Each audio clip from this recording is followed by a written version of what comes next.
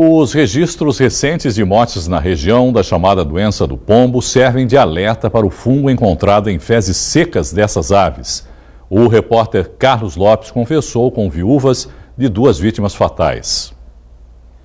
O marido de Ana Lúcia, José Wilson de Souza, tinha 56 anos. E o da Clô, Mauro Sérgio Gil Senhorães, 43. Eles foram vítimas da mesma enfermidade, a doença do pombo. Difícil de acreditar que isso tudo está acontecendo nas nossas vidas, né? Muito difícil. É uma pessoa jovem, cheia de energia, cheia de saúde, do nada, acometido de uma doença causada por fungo de um pombo, não é? Das fezes do pombo. E quando, enfim, chegou o diagnóstico, demoraram 23 dias até descobrirmos que ele tinha dor de cabeça, febre. Um infectologista falou para mim: nossa, Clô, é uma doença raríssima. É como se um raio tivesse caído na cabeça do seu marido no meio de 10 milhões de pessoas. José Wilson passou por vários médicos antes de ser levado para o hospital. Ana Lúcia conta que foram 11 dias de internação. Foram 3 meses de luta, assim, de dor de cabeça, na verdade, que é o que ele mais sentia. Depois um pouco de dor nas costas. E até que foi para o hospital e já ficou entubado e faleceu. Mauro ficou internado 4 meses. A maior parte do tempo na UTI. Clô ressalta que a doença só foi descoberta quase 1 mês depois que ele deu entrada no hospital. Dizem que quando você descobre precocemente a doença, existe mais chances de cura, mas todos os casos ficam com sequelas. É uma doença que atinge o cérebro, não é? Quando pega só no pulmão, né, eu estudei bastante durante esses 4 meses que o meu marido estava na UTI. É difícil de curar, mas tem muito mais chances de cura. Agora, quando vai para o sistema nervoso central, vai para o cérebro, aí já complica, porque fungo é muito difícil de tratar. Então, os infectos falam que o fungo tem uma capa em volta dele que o antibiótico bate e não consegue entrar. E aí bate até que fura, vamos dizer, entendeu? Mas, assim, e os antibióticos são extremamente tóxicos. Eles tentam matar o fungo, mas eles também acabam com o paciente. Tanto que o meu marido, agora no final, teve que parar um dos antibióticos fúngicos, que a gente estava trazendo, inclusive, da França, tá? Porque as plaquetas dele foram para 25 mil. Ou parava o antibiótico, porque o antibiótico ia matá-lo, entendeu? Ou, na hora que tirou o antibiótico, o fungo dominou. Clô faz um alerta e um apelo às autoridades. Aceitei essa entrevista com vocês como um alerta, né? Assim como a dengue, né? Tantas campanhas foram feitas e diminuiu a dengue, né? Também tem que ser feitas campanhas, tem que ter algum controle para não ter disseminação aí dos pombos, tem que ter cuidados, se tem fezes de pombo, não limpe essas fezes quando elas estiverem secas, jogue água primeiro. Então, a gente está pesquisando agora. Como o meu marido e o marido da Ana Lúcia pegaram, é um mistério. Agora nós vamos ouvir especialistas que explicaram os sintomas da doença, as formas de evitar a transmissão e, principalmente, os cuidados que o poder público deve tomar em relação ao controle de pombos em áreas urbanas, o que pode minimizar os riscos de disseminação da doença. O infectologista Marcos Caseiro explica que a criptococose, conhecida como doença do pombo, é transmitida por fungos encontrados em fezes secas dessas aves. Na verdade, essa é uma doença causada por um fungo, chama Cryptococcus neoformans. E esse fungo se replica muito bem em fezes de pombo. Quer dizer, o pombo não é um veículo, não é o transmissor da doença. Onde tem pombo e onde tem fezes de pombo, se cria um ambiente adequado para a proliferação desse fungo, né? E normalmente esses locais são telhados, sótãos, né, onde esse fungo acaba habitando, eliminando suas fezes, e nessas fezes se cria um ambiente ideal para a proliferação desse fungo. Os principais sintomas da criptococose são febre, rigidez na nuca, vômitos, sudorese noturna, confusão mental e alteração na visão. Esse fungo, ele pode ser inalado, quer dizer, o homem adquire esse fungo através da inalação. Então, por exemplo, o indivíduo que vai limpar um telhado de uma casa onde tenha eventualmente esse pombo, e o pombo evacue, obviamente, necessariamente vai ter esse fungo. Então o indivíduo, ao varrer, acaba aerolizando esse fungo e acaba inalando. Então esse fungo entra sempre por via inalatória, né? Sempre ele passa pelo pulmão, se dissemina na corrente circulatória e ele tem uma predileção por se alojar no sistema nervoso central, levando a uma infecção fúngica na cabeça, né? Uma meningite fúngica que nós chamamos de neurocriptococose. Essa infecção já foi muito comum em pacientes imunodeprimidos. É uma infecção que foi muito comum em pacientes com HIV, AIDS, com imunidade baixa.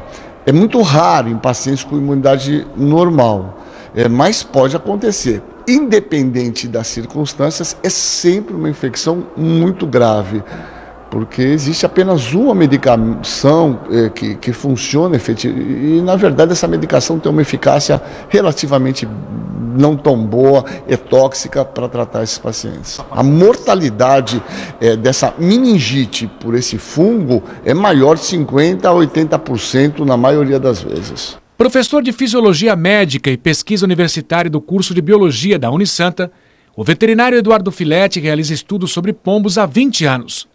Ele explica que essas aves não eliminam fezes com o fungo transmissor da criptococose. O fungo se multiplica nos dejetos. É preciso tomar certos cuidados ao limpar locais que acumulam essas fezes. Você for mexer com qualquer tipo de fezes secas, você tem que usar material de proteção, gorro, luva, máscara, né? E amolecer essas fezes antes. Eu até aconselho que você amoleça essas fezes antes, use material de proteção. Se você não tiver muito jeito, chama uma pessoa especializada para fazer isso, né?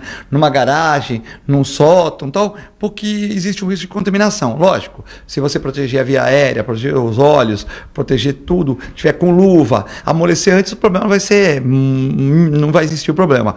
O problema é você raspar fezes secas e você inalar essas hifas, que é o grande problema, né? Eu estive até discutindo com os infectologistas esse caso, né?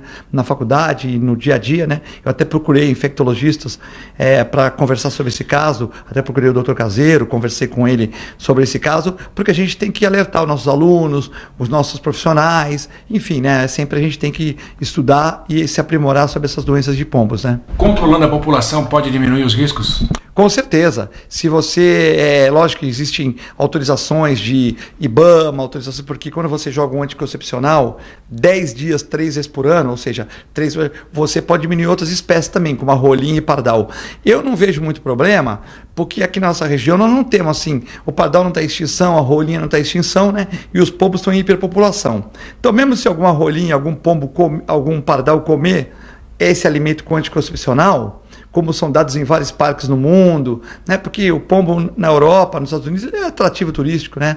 Eles põem o pombo, as pessoas dão comida e a comida já vem com anticoncepcional e até a municipalidade ganha dinheiro com isso, né? Como em Roma, como em Milão, né? Enfim. Então nós temos que começar a objetivar essa questão e até o município pode ser, de uma certa maneira, recompensado se a gente pusesse pombais alvos em alguns lugares da cidade e as pessoas fossem lá e dessem comida, como atrativo turístico, comida que a própria prefeitura venderia, como na biquinha antigamente, e você nessa comida já teria vermífugo, anticoncepcionais, você equilibraria a população de pombos e de uma certa maneira você também minimizaria muito o problema das doenças, né? A Prefeitura de Santos informa que a doença não é de notificação compulsória. Diz ainda que a Vigilância Sanitária realiza projetos voltados a diferentes públicos visando a prevenção de diversas endemias, como a realização de visitas em escolas, empresas, associações de bairro, falando sobre prevenção. Além disso, segundo a Prefeitura, agentes comunitários e de endemias são capacitados para multiplicarem medidas preventivas nas comunidades. Homem de 37 anos esfaqueia 2 na área continental de São Vicente. Uma das vítimas morreu. O agressor está preso. Os crimes aconteceram no final de semana. A história começa no bairro Humaitá, área continental da cidade. O homem e o filho dele estavam tendo uma discussão em casa quando um vizinho foi tentar apartar a briga e acabou sendo esfaqueado nas costas e na mão. Ele foi levado para a unidade de pronto atendimento do bairro e passa bem. Na fuga, o agressor pegou uma lotação. Dentro dessa lotação, ele começou uma briga com um passageiro e o esfaqueou. Esse não teve a mesma sorte. Chegou a ser socorrido, levado para a unidade de pronto atendimento, mas acabou morrendo. Os moradores do bairro identificaram o agressor e chegaram a se armar com pedaços de madeira e de ferro para linchá-lo. A polícia militar foi chamada e controlou a situação e prendeu o homem. Fabiano Roma para Santa Cecília TV. A cidade de Santos está entre as 20 menos violentas do Brasil, de acordo com o Instituto de Pesquisas Econômicas Aplicadas, o IPEA. É a única da Baixada na lista que é liderada por Jaú, que teve 4 crimes fatais em 2018. 14 das 20 cidades mais pacificadas do Brasil estão no estado de São Paulo. Os dados fazem parte do estudo Atlas da Violência, divulgado recentemente pelo órgão. Terça-feira nublada nas cidades do litoral. Vamos conferir a previsão do tempo.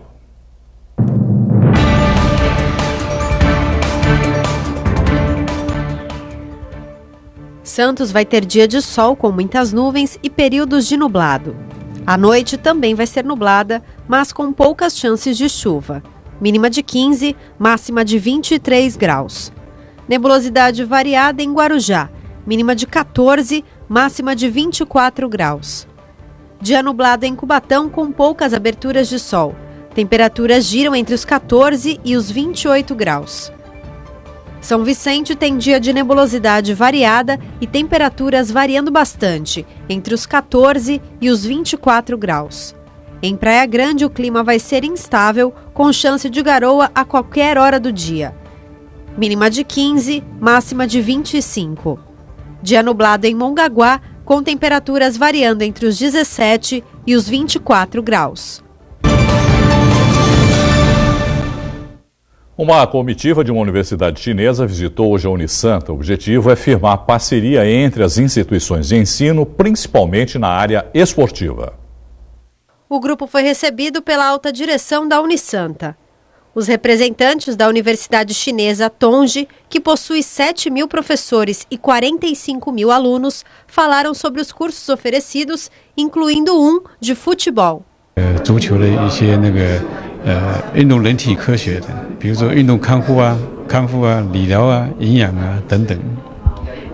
O curso tem vários aspectos. Um dos aspectos é o treinamento físico, prático, e também eles aprendem sobre, por exemplo, administração, marketing e também partes da saúde. Outros exemplos que eles aprendem anatomia, psicologia. Então tem um pacote completo, não só da parte prática, mas a parte teórica também. Na sequência, o presidente do Sistema Santa Cecília de Comunicação, Marcelo Teixeira, e a reitora da Unisanta, Silvia Teixeira Penteado, deram detalhes do curso que terá início este mês na Unisanta para formar técnicos de futebol. É um curso importante, onde nós teremos a finalidade de formar treinadores profissionais, e já há uma parceria com o Sindicato de Treinadores do Brasil, igualmente também com a própria CBF. Então a Universidade de Santa Cecília, através da Faculdade de Educação Física, será uma das pioneiras para inovar e dar a formação necessária também a treinadores de futebol profissional, que poderá naturalmente também interessar não só os chineses, como todas as demais áreas de convênios que a universidade possui. Ao final da reunião, foi assinado um convênio entre as universidades. O objetivo é que professores e estudantes da Unisanta se aperfeiçoem em cursos de excelência na China e os de lá venham ao Brasil e participem dos cursos ligados ao esporte oferecidos pela Unisanta. A universidade chinesa, ela tem conhecimento do trabalho que é feito no Santa Cecília, nas suas mais diversas áreas, principalmente a esportiva, e é esse o intuito que eles vieram fazer. A primeira visita era para que a gente possa estreitar relações, e ao estreitarmos relações, nós criarmos, que é o que foi assinado hoje, um convênio entre ambas as escolas, para que a gente agora possa exatamente analisar todas as áreas que possam ser envolvidas a partir da esportiva, mas que hoje também, ao tomarem conhecimento da própria estrutura da Universidade de Santa Cecília e das demais áreas de conhecimento, como na engenharia, arquitetura, ligadas às áreas também ao porto, e com isso poder levar alunos, professores da universidade correspondentes a algumas dessas áreas para a China e igualmente lá trazerem para o Brasil. Agora será formado um grupo de trabalho para que seja feito um cronograma que vai determinar quando começará o intercâmbio.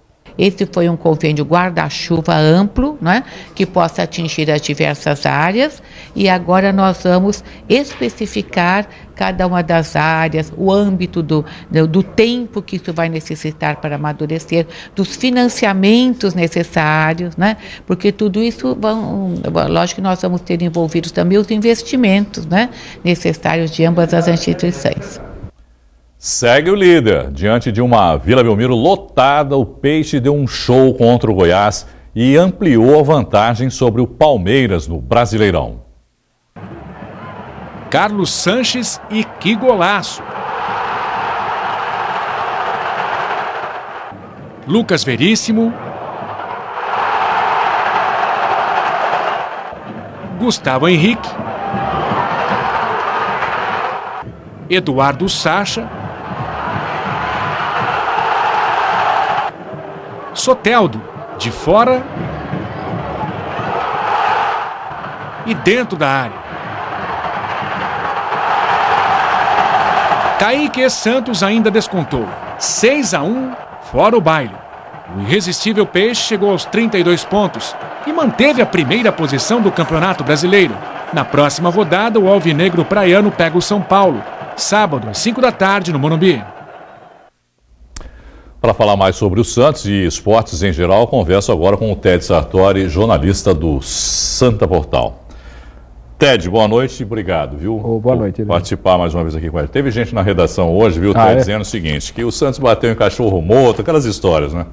O Santos fez mais do que a obrigação, né? Ou você diria que o Goiás, de alguma maneira, diminuiu a vitória do Santos, porque é o time que não está vindo tão bem assim no Campeonato Brasileiro, Ted? Não, de jeito nenhum, Irineu. O Santos fez o que tinha que ser feito. Eu acho que tinha uma frase até muito peculiar do Vanderlei Luxemburgo, quando é treinador, ainda é treinador, né? Que golear é respeitar, ou seja, ele manteve o Santos fazendo 6-1, ele deu a entender quem é o Santos e quem é o Goiás no campeonato.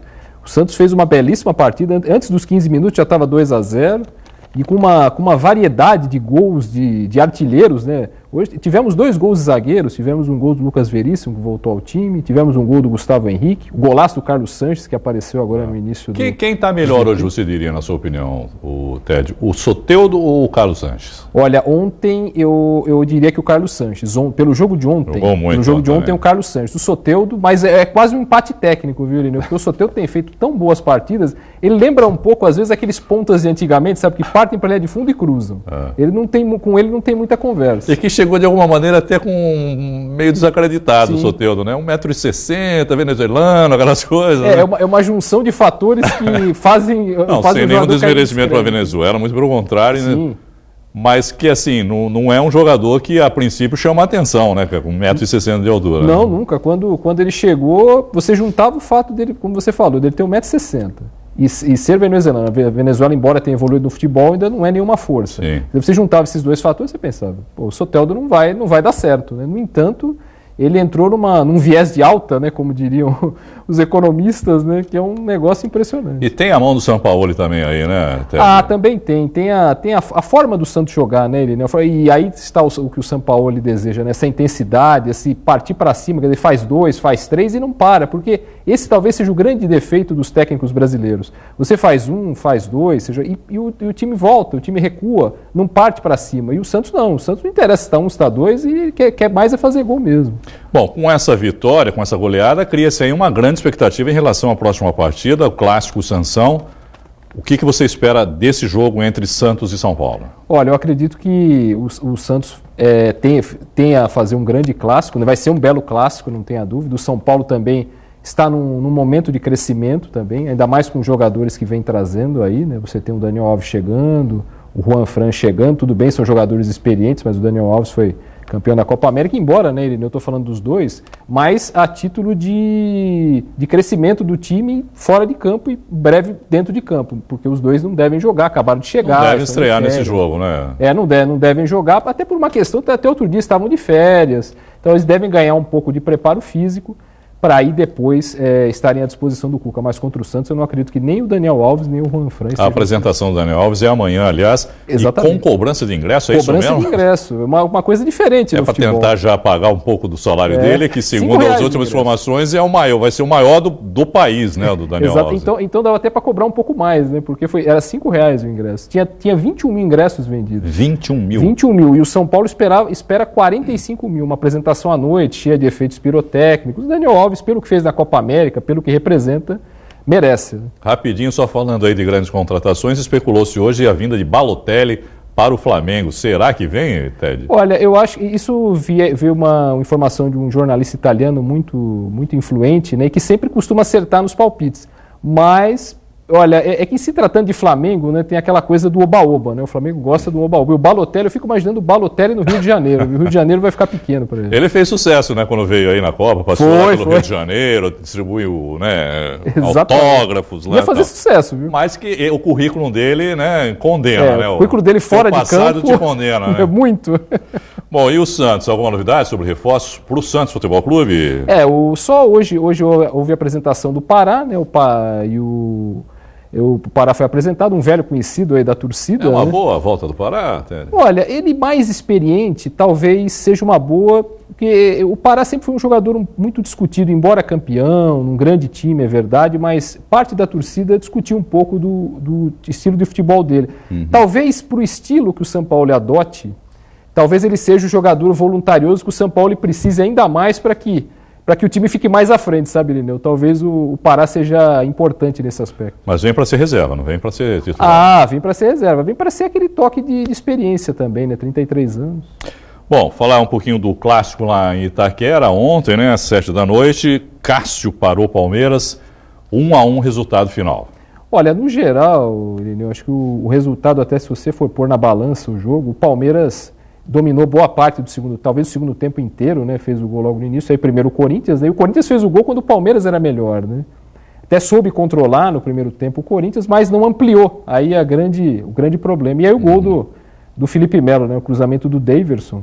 E por sinal, você falou do Cássio. Que é uma característica também, essa chegada de trás, né? Do ele chega. É curioso que ele se projeta mais com o corpo reto. E que impulsão, hein? Impulsão. Ele foi lá em cima dos caras da bola, né, Ted? Aí uma defesa do Cássio, né? Ainda no primeiro. Mas a grande defesa do Cássio foi numa cabeçada do Daverson no finalzinho. Aquela foi a grande. Ali o Cássio garantiu 1-1. Agora também estão falando, se não fosse o Cássio, tá. Mas o Cássio está lá para isso também, né? Vamos combinar, dele, né? Exato, olha lá. Essa foi a grande. Aliás, ele é um grande goleiro, né? O Cássio 48, é um grande goleiro. Passa muita confiança, né? Ficou bom para o Santos, né, o resultado? Ficou excelente, 4 pontos de diferença. Era para ser até mais. Tanto quanto em relação ao Palmeiras, como em relação ao Corinthians também, né? Sim, perfeito. Mas aí a coisa é com o Palmeiras mesmo, né? 32-28, né? Excelente. Para quem até outro dia era um perseguidor. E o saldo ficou igual agora, né? Exato. Saldo de gols, né? Exatamente. Que era o que colocou o Palmeiras, né, um tempo atrás na frente. Quando eles ficaram empatados em pontos, o saldo de gols do Palmeiras é que colocou o Palmeiras em primeiro. Daí a importância de uma goleada como a de ontem. Então... Mas tem gente reclamando. Tem gente que não gostou. Falar um pouquinho também sobre natação, Ted. A atleta da Unisanta, Ana Marcela Cunha, conquistou mais um grande resultado. Já não é nem novidade a gente falar das grandes conquistas, né, dela. Ouro nos 10 quilômetros do Pan-Americano de Lima, no Peru. E, curiosamente, né, Irineu, para ela, essa medalha acabou sendo uma novidade. Ela que é uma multicampeã, né, porque foi a primeira medalha dela em Jogos Pan-Americanos. Né, ela já tinha sido 7º lugar no Rio, em Guadalajara em 2011, 5º lugar, em Toronto ela não participou e agora ela foi ouro, né? Ela até brincou, eu fiz uma entrevista com ela falou assim, demorou, mas foi de ouro, né? Exatamente, justamente começou pela primeira, né? E ainda teve outra brasileira no pódio, né? A Viviane Jungblut, foi a 3ª colocada, aí que posa com ela com a medalha, e ainda teve a argentina, a Cecília Biagioli, que foi a medalha de prata, né? Agora, vamos combinar, se a Olimpíada de Tóquio fosse agora, nos próximos meses, ela seria o nome a ser batido na Olimpíada, né? Não tenha dúvida. Na modalidade dela, claro. Não tenha dúvida. Esse mês foi especialíssimo para ela, entre julho e agosto, nesse período. Porque ela conquistou a vaga em Tóquio, conquistou o ouro nos Jogos Pan-Americanos. Já há algum tempo, a Ana Marcela, acho que é o nome a ser batido, ela só vem consolidando essa condição a cada prova, a cada competição. E ela ainda nada nos Jogos Pan-Americanos. Ted, obrigado, viu, mais uma vez, e boa noite para você. Boa noite, Irineu, um abraço a todos. E nós terminamos a edição de hoje convidando você, mais uma vez, para o primeiro Fórum de Debates Porto e Negócios, promovido pelo Sistema Santa Cecília de Comunicação e que acontece no próximo dia 12, segunda-feira que vem, no Teatro Coliseu, em Santos. No santaportal.com.br você encontra mais informações. Uma boa noite para você e até amanhã. Tchau.